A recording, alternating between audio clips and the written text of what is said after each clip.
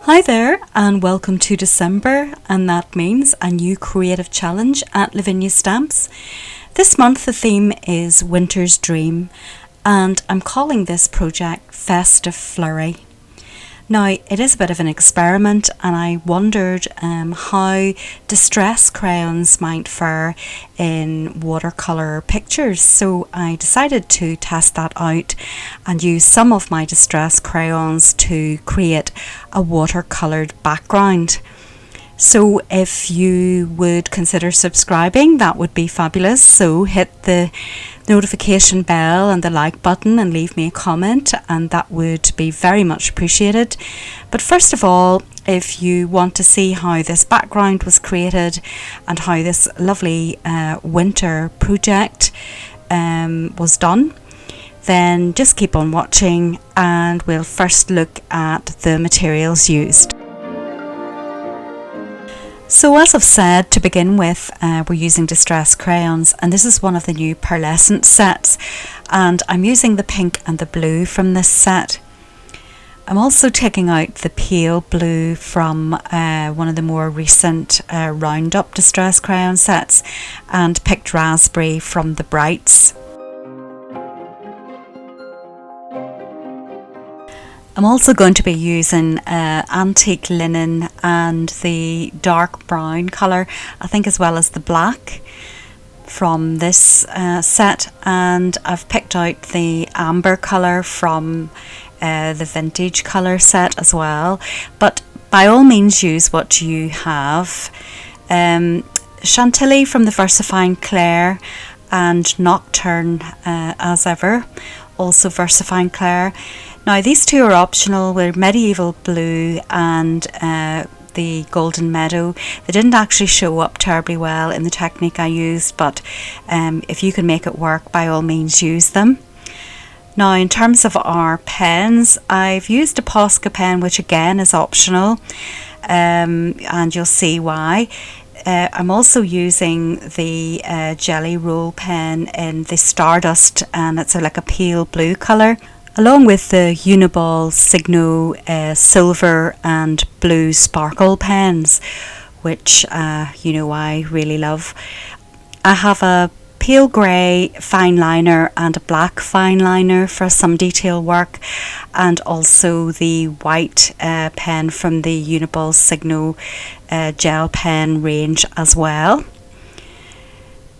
Moving on then, I've pulled out my masking fluid marker. You can use any type of masking fluid, also with a paintbrush. It's just this is in a pen form. I've also got my large wash size 16 brush for putting the water on the watercolour paper, but any large brush will do. I've got the Tim Holtz Flicky tool and also a water brush pen, and again any brand of water brush pen would do the job. Similarly, I've got Spectrum Noir watercolour paper, but whatever brand you have, cold press preferably. Gesso for snow and a few touch-ups, and here I'm using the Tim Holtz stamping platform with my sticky grid instead of the magnets on this occasion, and there you can see the little packet of sticky grid. I'm also using some masking tape, which isn't very sticky. Now the stamps, I've only pulled out 3. I've got the Tree of Wisdom, the Reindeer in large, and the Tree Scene, so not too many this week. Starting off then with the watercolour pad, I have just taken one of the A4 size and trimmed that down to 6.5 and 8.5, and also then taped it up on one side. I'm going to create a white border around this watercolour background, and so as I'm using the tree stamp on top of the sticky grid, This time I want the tree to go over the edge, and that's why I've taped up the side first of all. Of course, this is a double-sided sort of tacky sticky grid to place the paper onto, and it's reusable, so keep the top sheet again to place back onto it. I'm placing the tree on top of the sheet, and you can see I'm doing that just slightly over the edge, and that's why I've taped down the first edge. And you'll see now the reason I'm using the stamping platform on this occasion is because of the texture of the watercolour paper, that it needs to be stamped a couple of times. Also, if you are using the same techniques as me in this project, you may need to overstamp the tree when it comes to the colouring stage. I didn't actually overstage on this occasion because I thought it looked okay, but depending on what colouring products you use for the tree, you may need to just keep your tree in place to do a little bit of overstamping later on.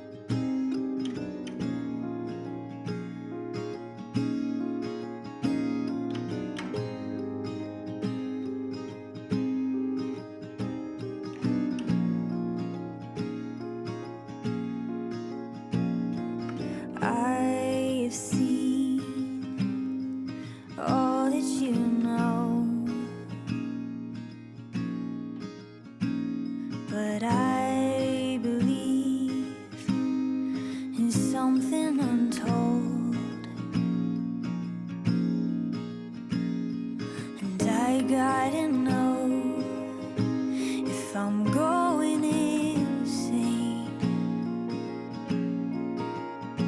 'cause there's life in the wind and it's calling my name.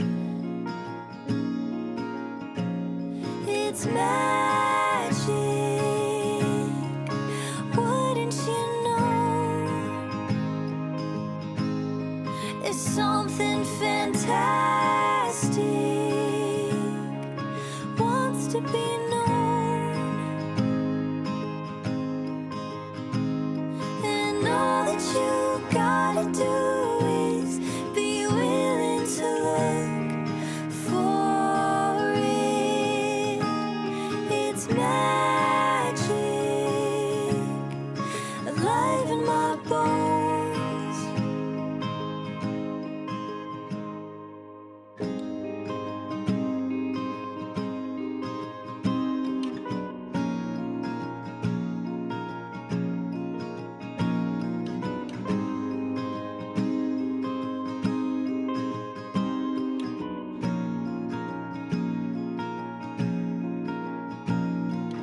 I've dreamed of infinite things,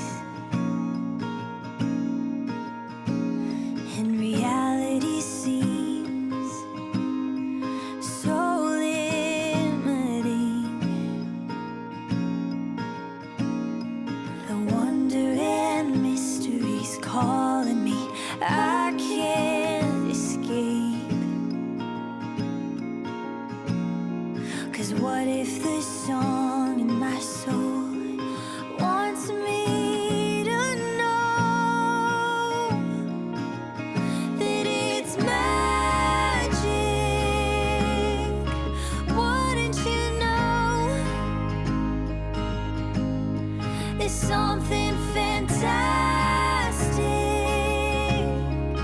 wants to be known. And all that you gotta do is be willing to look for it. It's magic, alive in my bones.